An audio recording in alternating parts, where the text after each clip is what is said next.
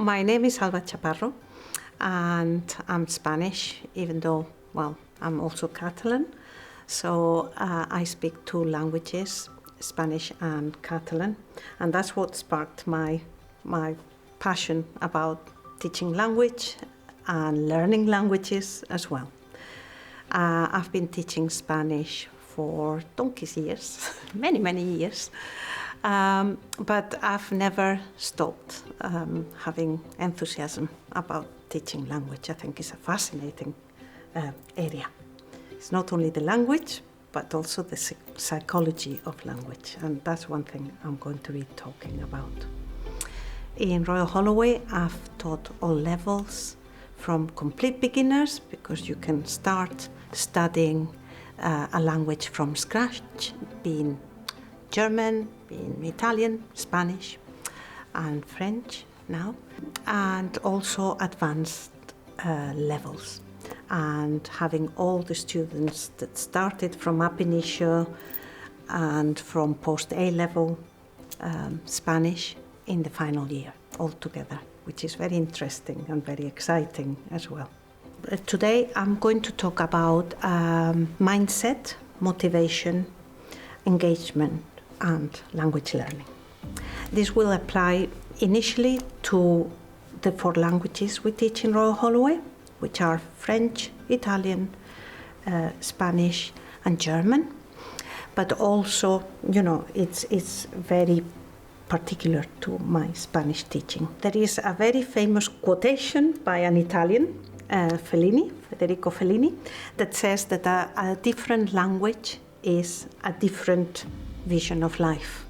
And that's what's always fascinated me, the relationship of how you see language and how you see life. And a language, learning a language, is a way of seeing another life, of becoming another person even.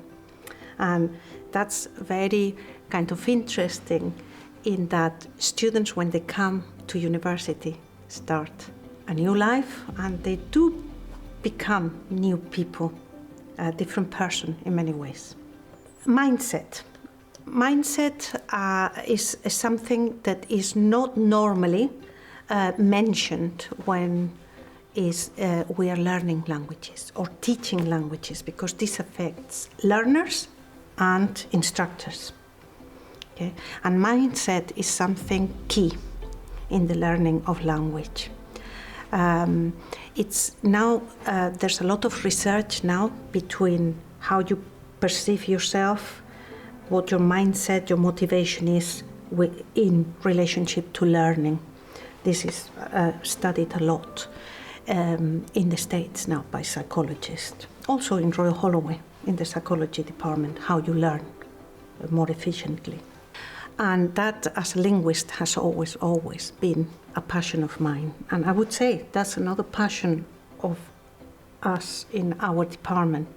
We take pleasure from seeing how students learn and how we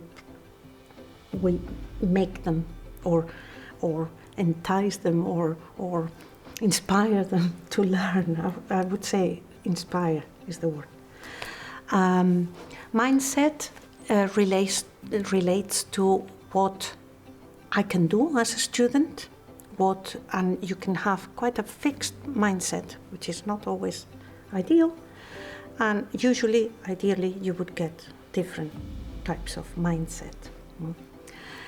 And the mindset affects motivation directly, and also engagement. So they are all interrelating to learn language and to teach language as well. We have to have a mindset too. And there's always some questions you need to ask yourself. How do I learn a language? Can I learn a language? Everyone can learn a language. And I'm now deconstructing many theories that say as from the age of 8, your ability diminishes. That's not true. That has been proven to not be true. And it goes down to mindset. You can set your mind to do what you think you can do, and that's something I think our department is very good at encouraging students to see. How do you kind of promote that mindset in many ways, to teach students and ourselves to take responsibility of our learning, to work hard. In fact, in complete beginners, it's very common to see that students get very nervous. Oh, I will never be as good as others. My level might never reach others. Well, your level will reach the level that you need, that you set to. Students come with a mindset and preconceived ideas about language learning. And then you can see how this can be changed because they are fluid preconceptions, our own preconceptions as instructors and their own preconceptions as learners. That means that your mindset needs to be turned on or developed towards a growth one. And growth mindset is key for language learning. I always say to my students, think of language learning as a sport. If you don't try, you don't know. If you don't work on it, you don't improve. Of course, we also need to provide students with the materials, with encouragement, with the feedback to achieve that. But again, students need to learn to be resilient. And that is key in learning languages. You need to accept mistakes, to make mistakes. There's no language learning without mistakes, even though we all want to be very perfect. And it's how you negotiate that. And that will affect your motivation as well. When you see you're getting better, you get more motivated. You are more likely to engage with others. You are more likely to produce and to be positive about what you learn. How do we encourage this mindset and motivation and engagement in students in Royal Holloway, in our department? I'm going to talk about what we do in the Spanish department, for instance, some activities. And some activities, the main activities we use are student-centered, okay, and also student-led in many ways, even though we do give the materials for them to lead that.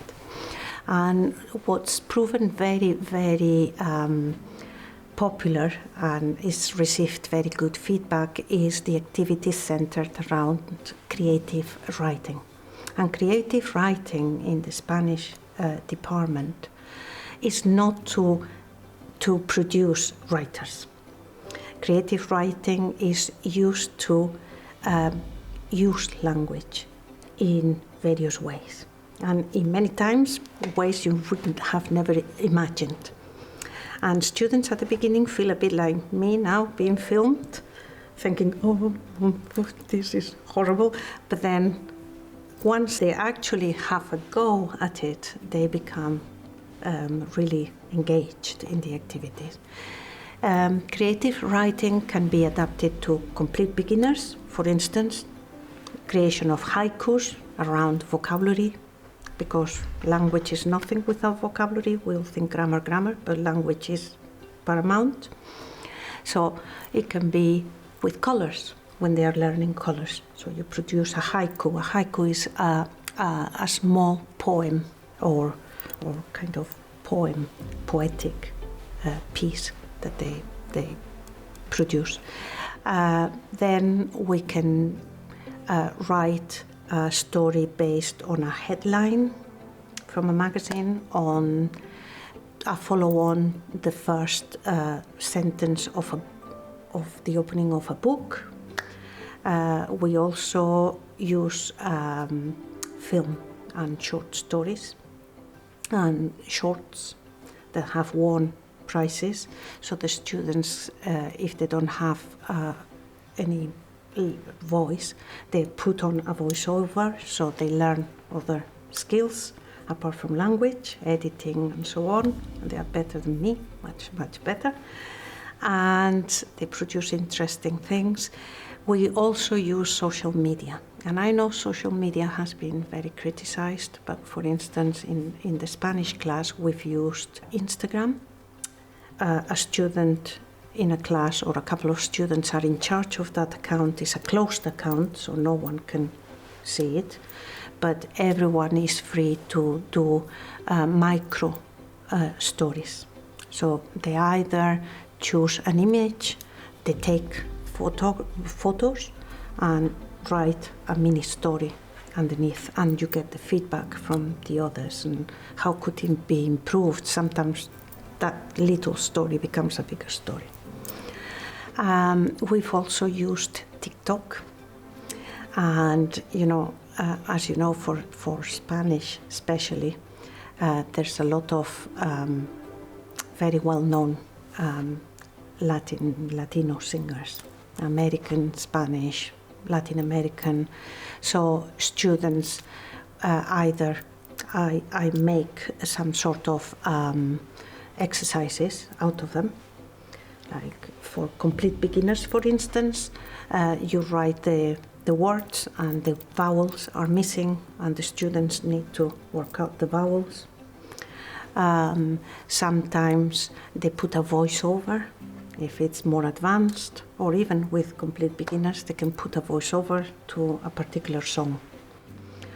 Or we do mini quests as well. That is not social media. Mini quests or web quests are student-led and instructor also led. And there you get, more the cultural background of a topic. And then you get the grammar, the vocabulary, and so on. But creative writing as a whole has been the most popular one of them all, because students can play with language, with grammar. They use grammar in unusual ways, repetitions, structures, play on words. So they discover a lot, and you get peer feedback as well. So that has been a total success for learning.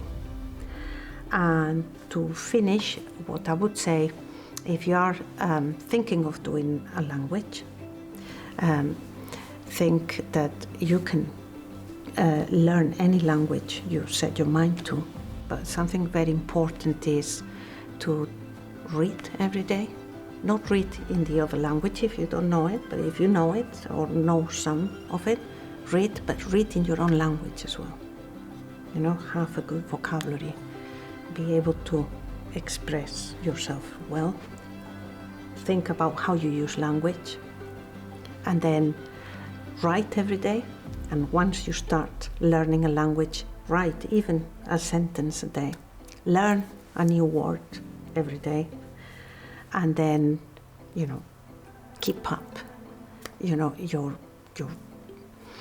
your curiosity in the language, in the culture, in what a language brings to you as a person.